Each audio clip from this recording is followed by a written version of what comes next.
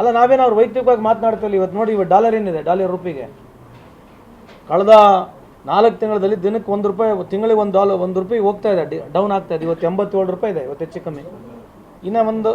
ಇನ್ನೊಂದು ಡಿಸೆಂಬರ್ ಒಳಗೆ 90 ಮುಟ್ತೀವಿ. ಈ ದೇಶದ ಸಾಧನೆ ಹೆಂಗಿರ್ತದೆ ಅಂತಂದ್ರೆ, ದೇಶದ ಬಗ್ಗೆ ಮಾತಾಡೋದು ಲಾಡೋರು ರಾಜ್ಯದ ಸಾಲದ ವಿಚಾರವಾಗಿ ಯಾಕೆ ನಮ್ಮ ಆಡಳಿತದಲ್ಲಿ ಸಾಲದ ಪ್ರಮಾಣ ಜಾಸ್ತಿ ಆಯ್ತು. ಒಂದು ನಿಮಿಷ ಮಾತಾಡಲ್ಲ. ಈ ದೇಶ ನಿನಗೆ ಸಂಬಂಧ ಇಲ್ಲ. ಅಲ್ಲ ಇದೆ ಸರ್, ಫಸ್ಟ್ ಕೇಳ್ರಿ. ರಾಜ್ಯ ಮೊದಲು ನನಗೆ ಪ್ರಶ್ನೆ ಕೇಳಬೇಡ್ರಿ. ಅಲ್ಲಲ್ಲ, ಯಾಕೆ ಅಂತ ಕೇಳ. ಹೌದು ಸರ್, ರಾಜ್ಯದ್ದು ಕೇಳ್ರಿ, ದೇಶದ್ದು ಕೇಳ್ರಿ. ದೇಶದ ಸಾಲ ಎಷ್ಟಾಗಿದೆ ಅಂತ ನೀವು ಕೇಳ್ತಾರೆ, ಯಾಕೆ ಕೇಳಬಾರ್ದು?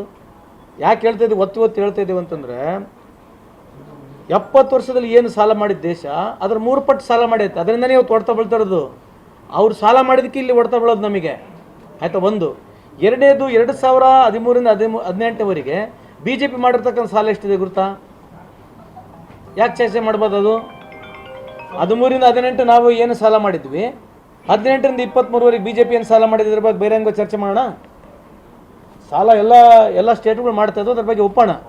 Between 13 and 18 how much we have borrowed, 18 to 23 how much BJP has borrowed, ಇದ್ರ ಬಗ್ಗೆ ಚರ್ಚೆ ಮಾಡೋಣ. ಚರ್ಚೆ ಆಗ್ಬೇಕಿಲ್ಲ? ಸರಿ ಹೌದಿಲ್ಲ?